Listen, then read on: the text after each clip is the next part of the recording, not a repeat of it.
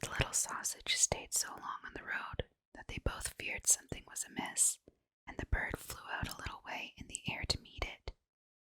Not far off, however, it met a dog on the road who had fallen on the poor sausage as lawful booty and had seized and swallowed it.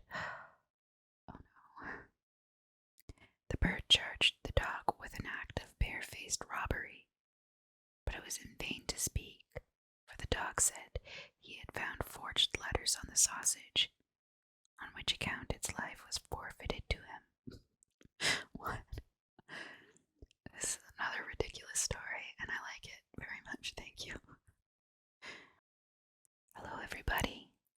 Welcome back to another Grimm's Fairy Tale. You may notice that I have a band-aid on my finger. It's just there for aesthetic purposes. It's not that bad. I scratched myself, and it just has an ugly scab, and I didn't want you to be horrified, as some of these stories are horrific enough.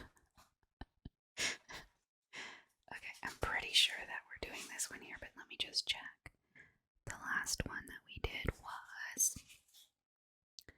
the riddle, and today we do the mouse, the bird, and the sausage, which I've never read this one before.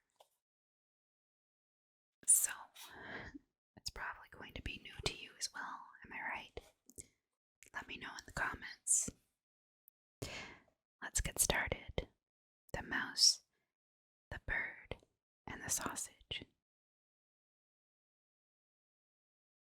Once upon a time, a mouse, a bird, and a sausage became companions, kept house together, lived well and happily with each other, and wonderfully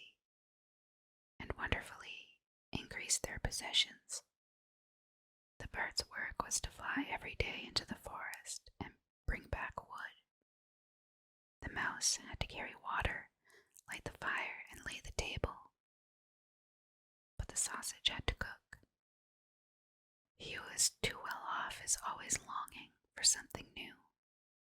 One day, therefore, the bird met with another bird on the way, to whom it related its excellent circumstances and boasted of them. The other bird, however, called it a poor simpleton for his hard work, but said that the two at home had good times. For when the mouse had made her fire and carried her water, she went into her little room to rest until they called her to lay the table. The sausage stayed by the pot, saw that the food was cooking well, and when it was nearly time for dinner, it rolled itself once or twice through the broth or vegetables. What? Oh no, I can't. It rolled itself once or twice through the broth or vegetables, and then they were buttered, salted, and ready.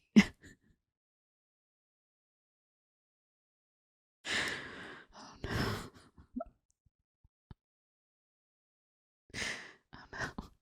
I can't stop. Oh, I have to stop. Okay.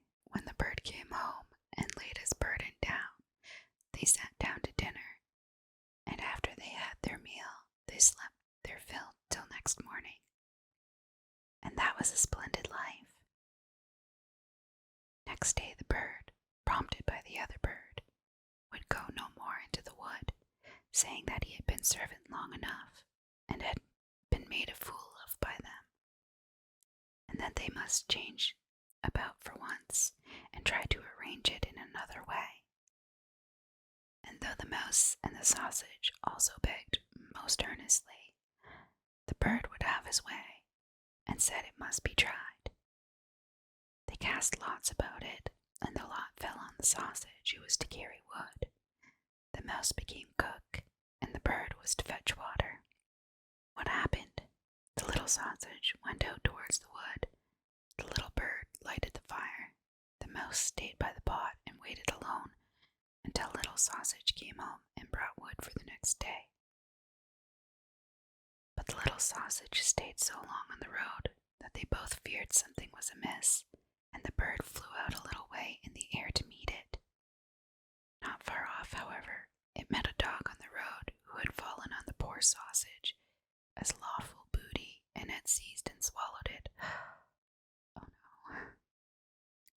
bird charged the dog with an act of barefaced robbery, but it was in vain to speak, for the dog said he had found forged letters on the sausage, on which account its life was forfeited to him. What? This is another ridiculous story, and I like it very much, thank you. The bird sadly took up the wood, flew home, and related what he had seen and heard. They were much troubled, but agreed to do their best and remain together. The bird therefore laid the cloth, and the mouse made ready the food, and wanted to dress it, and to get into the pot as the sausage used to do, and roll and creep amongst the vegetables to mix them.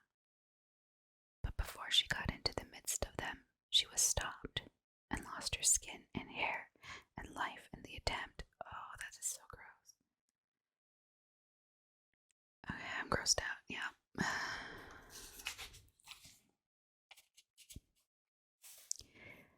When the bird came to carry up the dinner, no cook was there. In its distress, the bird threw the wood here and there, called and searched, but no cook was to be found. Owing to his carelessness, the wood caught fire, so that a conflagration ensued. The bird hastened to fetch water, and then the bucket dropped from his claws into the well, and he fell down with it and could not recover himself, but had to drown there. Dun dun dun. The end. That was dark. That ending was very dark, and I was not expecting it. Like, I thought things would go wrong, but I didn't think they were going to go that wrong. Oh no. Alright, well, I still like it though. I hope you enjoyed that story. Thank you so much for watching. If you enjoyed the story, make sure that you hit the like button, and don't forget to subscribe if you haven't already, and hit the notification bell so you'll be notified of the next story. Alright, thank you so much for watching, and I'll see you again next time.